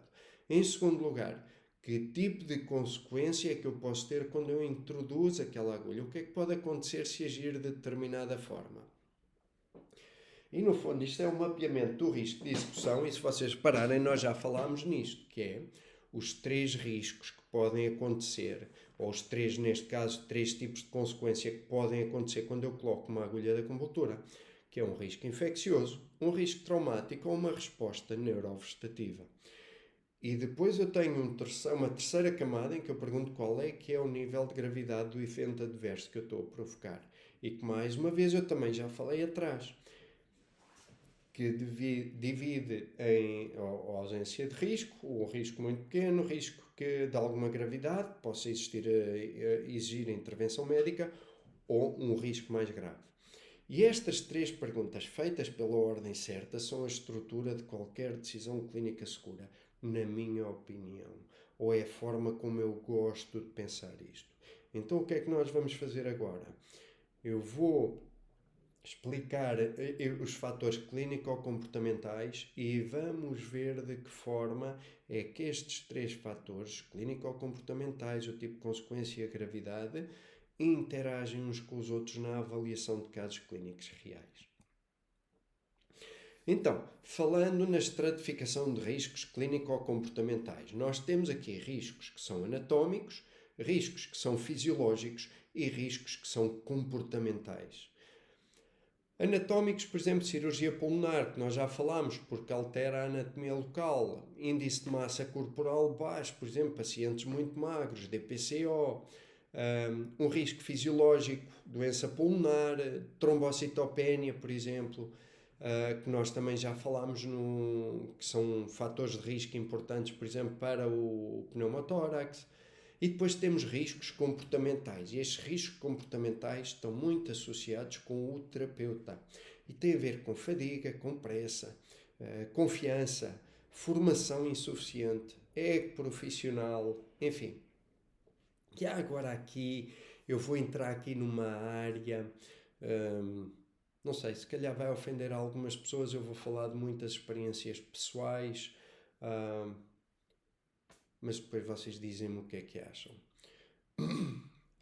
Há aqui um problema que é, em acupuntura, o status profissional, eu passei mesmo top, agora é a palavra que se usa, é top, eu passei mesmo top numa área, eu tenho que conseguir fazer as punções mais profundas e mais complexas e mais arriscadas que existem. Já viram o nome mais arriscado que existe? Ok. O status profissional faz com que a demonstração de competência se confunda com a ousadia técnica. E é aqui que surge o problema. Porque a supremacia técnica é constituída pelos principais fatores de risco anatómicos. Nós utilizamos aquelas punções com um nível de profundidade maior ou com aquele direcionamento mais arriscado porque nós somos bons e nós sabemos fazer aquela técnica. E, portanto, a técnica em acupuntura mais perigosa não é do principiante que tem medo. Esse vai fazer bem as coisas. É do terapeuta que confunde profundidade com competência. E este é um ponto que é muito importante.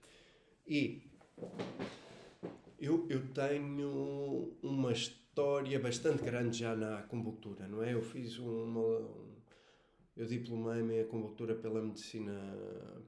medicina chinesa pela Universidade de Nanjing, tive de estudar 5 anos, dei aulas durante mais de 10 anos em acupuntura clínica, fui a primeira pessoa a fazer os cursos de acupuntura para fisioterapeutas na Master, já ensinei centenas de fisioterapeutas e acompanho fisioterapeutas, osteopatas, quiropatas, enfim, uma série de pessoal nas redes sociais e vejo as práticas deles, etc. E o risco comportamental, na maior parte das vezes associado ao ego profissional, é o maior risco que existe.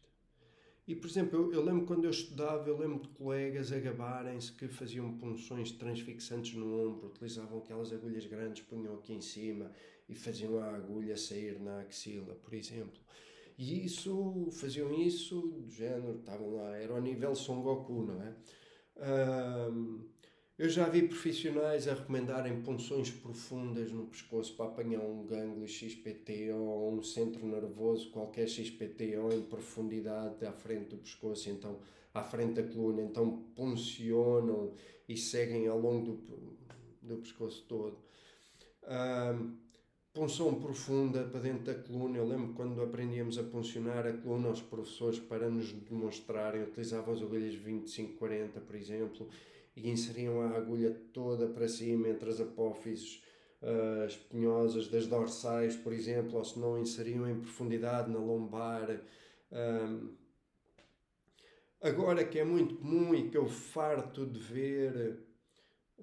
e esta questão da punção profunda na coluna, por exemplo, há uma data de casos, como quem diz, mas há uma data de casos descritos de situações de lesões graves nas meninges à conta desta brincadeira. Portanto, nós quando puncionamos uma agulha, nós temos de perceber uma coisa que é, qual é que é o meu tecido-alvo? O meu tecido-alvo é uma meninge, não? Então para que é que eu quero estar a puncionar em profundidade? Tipo, não tem lógica. Se eu quero ir à coluna e se eu quero puncionar, por exemplo, o ligamento interespinhoso, não é? Ou o ligamento supraespinhoso, que segue ao longo das vértebras, eu não preciso de punções muito profundas. Qual é que é a técnica que me diz que eu preciso de puncionar as meninges? E, portanto, não compreendo estas técnicas e sou cada vez mais contra elas. Agulha intercostal na vertical a apontar para o pulmão, isto agora parece ser moda nas redes sociais. Eu vejo fisioterapeutas, osteopatas, quiropatas, agora parece que toda a gente quer publicitar agulhas verticais e eu vejo agulhas 25-25, 25-40 inseridas em profundidade. Eu não compreendo, até profissionais que supostamente deviam ter uma boa formação anatómica, eu não compreendo esta moda, para ser sincero. Outra técnica que era a punção, por exemplo, entre a omoplata e a grelha costal, em que eu faço a omoplata alada e depois punciono a agulha para ir para o subescapular entre a omoplata e a grelha costal, em que aumenta o risco pneumotórax. Eu conheço um caso de um formador, por exemplo, provocou um pneumotórax assim numa formação. E eu, pessoalmente, eu tenho de admitir, eu até quando comecei a dar os cursos de acupuntura para fisioterapeutas, eu utilizava esta técnica, eu fazia demonstrações desta técnica só para mostrar como eu era bom e eu era excelente com a agulha da acupuntura. Mas pronto, eu hoje ainda sinto um bocado de vergonha, assim, me paro a falar disto. Mas eu cometi erros de ego como toda a gente. Todos nós vamos cometer erros de ego e eu espero que ninguém sofra consequências com isso. Eu, felizmente, que eu saiba, nunca provoquei um pneumotórax, espero nunca ter mesmo provocado nenhum pneumotórax. Mas são técnicas que hoje eu considero inútil, que é uma técnica perigosa.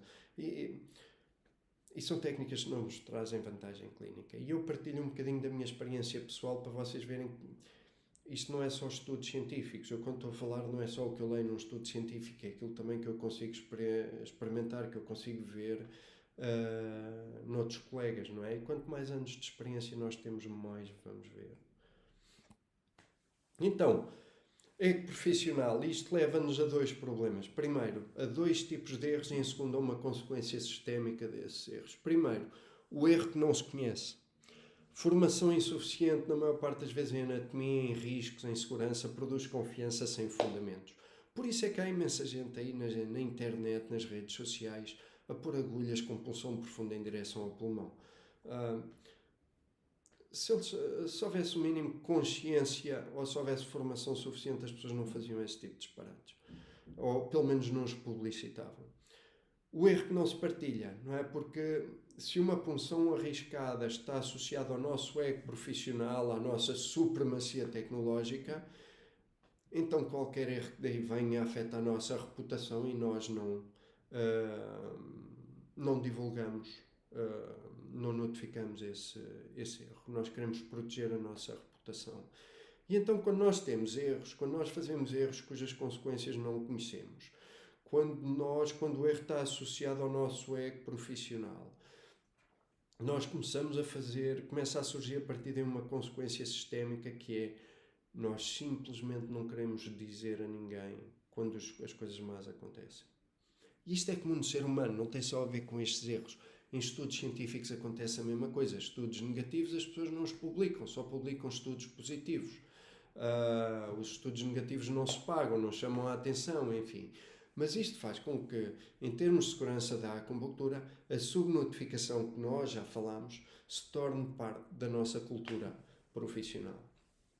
E então, como é que estas 3 taxonomias, e eu volto a relembrar-vos, vamos aqui acima, como é que estas 3 taxonomias se aplicam na clínica? Fatores clínico-comportamentais, anatómico, fisiológico, comportamental, tipo de sequência, infecciosa, traumática ou resposta neurovegetativa ou a gravidade. Sem gravidade, média gravidade, muito grave. Como é que isto se aplica na clínica? Então, vamos supor que eu tenho um paciente de sexo masculino com paralisia facial e esse paciente tem uma barba espessa. Eu tenho aqui 2 aspectos que sobressaem imediatamente. Primeiro, músculos faciais com o risco anatómico e não só, mas principalmente o risco anatómico e barba, que aumenta o risco infeccioso. Procedimentos. Recomendar, por exemplo, ao paciente cortar a barba e explicar porquê, educar o paciente. Explicar que é importante para nós termos noção onde é que estamos a colocar as agulhas. Ter a capacidade de desinfetar bem a pele para evitar complicações, pequenas infecções, etc. Enfim. Depois, desinfetar bem a pele, punção superficial com agulhas específicas. Porquê? Se eu começar a fazer punções muito profundas, músculos finos, rapidamente vou passar um músculo de um lado para o outro, começo a bater com a agulha na gengiva, enfim, o que quer que seja. Estou a atacar a mucosa bucal, por exemplo, pode gerar mais abscessos, infecções locais, enfim. Controlar a intensidade do estímulo, especialmente pelo risco traumático e pelo risco neurovegetativo, especialmente em dor orofacial, por exemplo. Técnicas de punção adaptadas para proteger os olhos, associadas a riscos traumáticos e com alguma gravidade. Então, isto é a forma como eu pego em 2 dados muito específicos do meu paciente e eu penso numa série de procedimentos que eu deveria fazer nas camadas de estratificação de risco.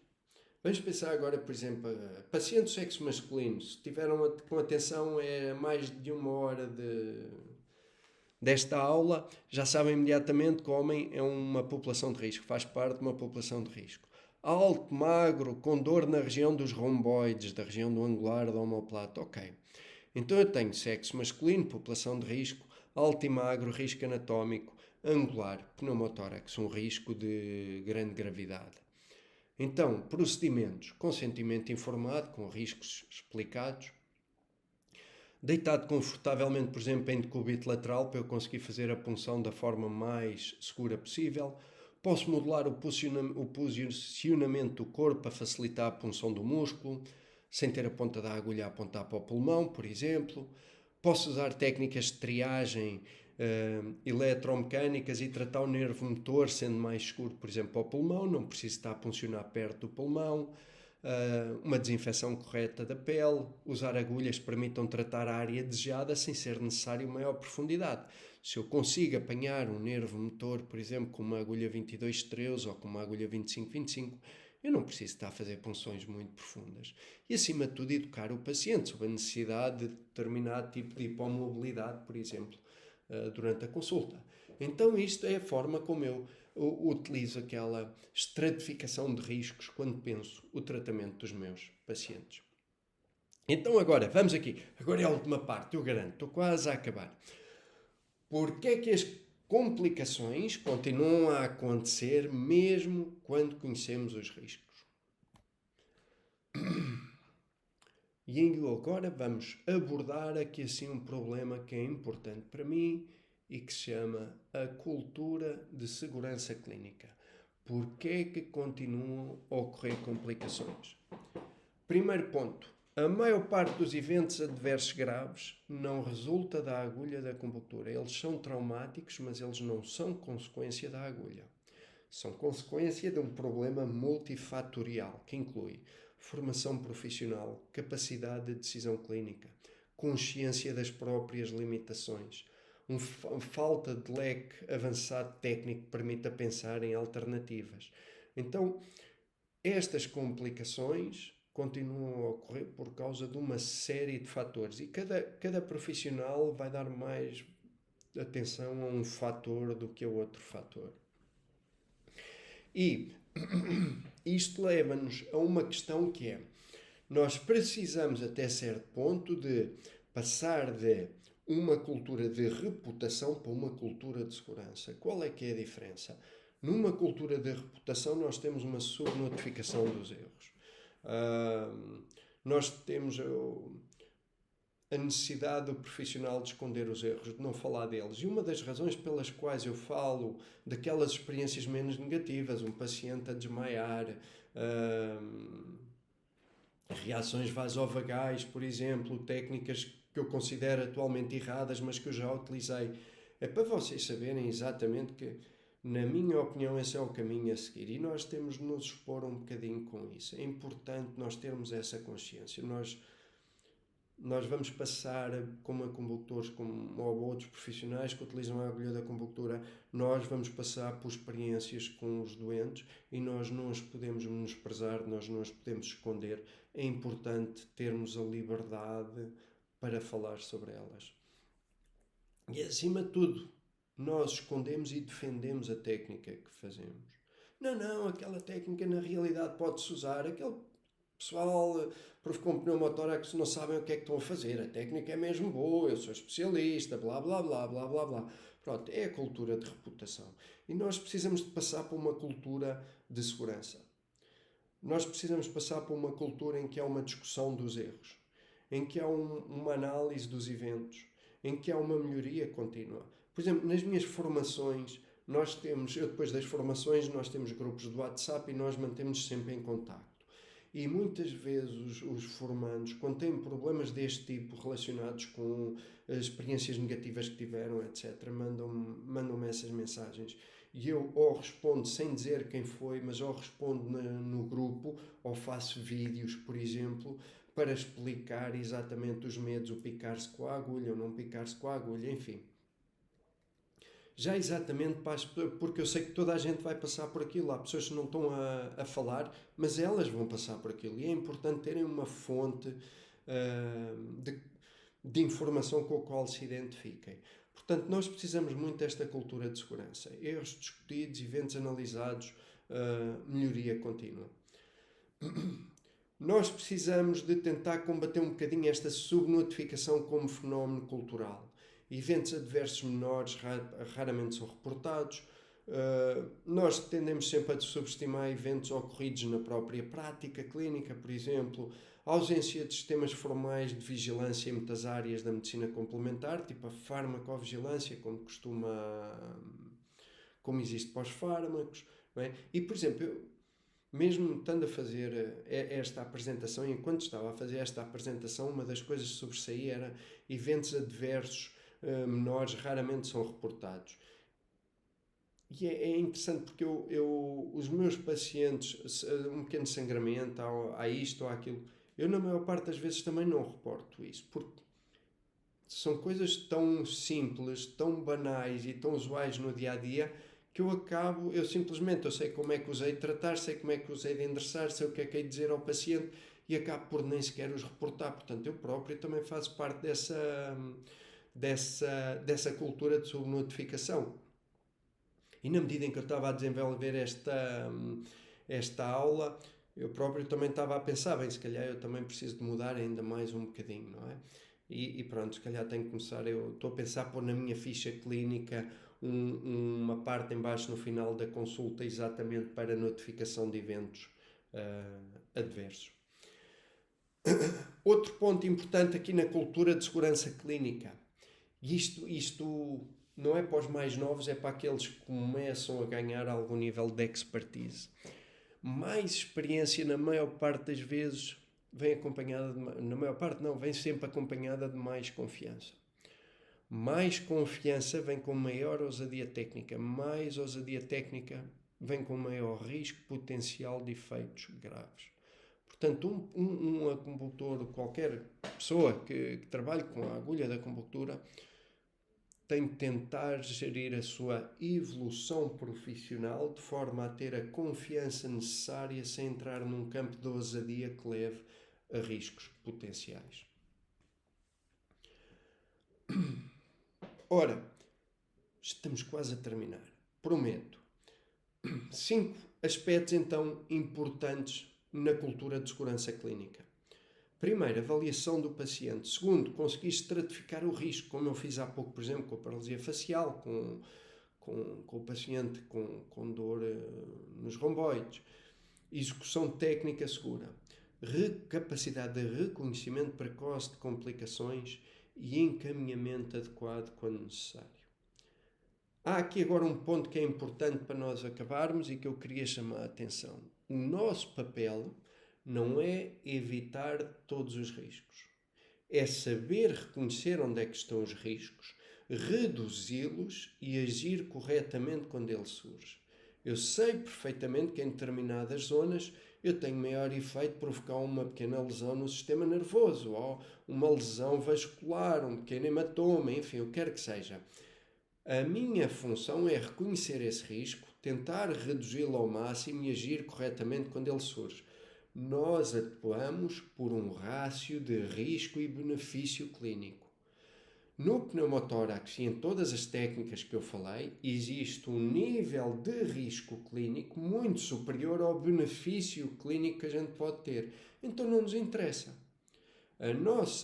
O nosso objetivo não é nunca eliminar o risco completo, nós não conseguimos, é gerir o risco, ter consciência dos riscos que podem aparecer, minimizá-los face aos benefícios clínicos que nós queremos. E a melhor forma de nós conseguirmos isto é ganharmos sensibilidade na ponta da agulha, alguma forma de biofeedback áptico, em que efetivamente isto nota-se muito com a experiência, nós puncionamos a agulha e nós conseguimos percepcionar diferenças entre o tecido, onde é que eu estou a bater, onde é que eu não estou a bater, diferenças de resistência no tecido, etc. Treino contínuo com a agulha, respeitar os limites anatómicos e clínicos, saber quando parar, evitar agulhamentos desnecessários. E agora, aqui com o agulhamento desnecessário, nós temos de ver uma coisa. Quando estamos a ganhar experiência e, por exemplo, aos meus formandos, quando é a primeira formação com agulha da acupuntura, etc., uma das coisas que eu digo é, mesmo que não seja o tratamento ideal e só seja com as agulhas 22-13, só para fazer ali algumas coisas, façam.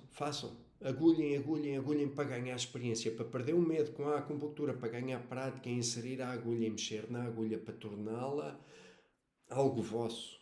Okay? Mas, tendo passado essa fase, se eu conseguir tratar uma situação com uma agulha, eu não uso 3. Se eu conseguir tratar com 2 agulhas, eu não uso 5. E quanto mais agulhamentos nós fizermos, especialmente em áreas de risco, maior o risco que nós corremos. Pensem nisto.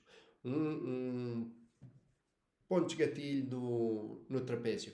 Eu posso chegar, funcionar o trapézio de um lado, do outro, e depois ando lá sempre com aquelas punções extremamente agressivas, enfim, o que quer que seja. E depois vou um ventre muscular, e depois vou outro, faço 4, 5, 6 agulhamentos ali à vontade, e ando de um lado para o outro, e manipulações mais agressivas, o que quer que seja. Ou então eu posso simplesmente puncionar o nervo acessório, fazer um estímulo elétrico específico, otimizar, por exemplo, as vias de controle da dor e a resposta muscular, faço uma punção. Manipulação quase mínima. Riscos? Zero, comparativamente. Porquê? Porque eu estou a evitar uma série de agulhamentos desnecessários. Finalmente, controlar o ego dos terapeutas, especialmente os mais novos. Ok? E os mais novos não é aqueles que aprenderam a acupuntura no último fim de semana. Os mais novos são aqueles que vão até aos 30, 30 e poucos anos. No meu caso, eu demorei a amadurecer, 30 e muitos anos, talvez. Mas o pessoal mais novo é o pessoal que tende a cometer mais riscos. E mesmo noutras áreas, osteopatia, por exemplo, o pessoal mais novo é o pessoal que gosta mais de manipular em relação aos mais velhos. São os que gostam de seguir técnicas mais arriscadas. Então, controlar o ego dos mais novos é o maior perigo. Ok? Eu não vos canso mais, eu espero que tenham gostado. Eu espero que esta apresentação tenha servido para vos dar uma luz do que é a segurança em acupuntura. Vocês agora têm aqui assim em baixo toda a bibliografia que eu utilizei. Se tiverem mais alguma dúvida, qualquer coisa, perguntem. Vamos falando pelas redes sociais, pelo site da Neurosomática, pelos grupos do WhatsApp. Qualquer coisa, eu estou sempre por aqui. Obrigado.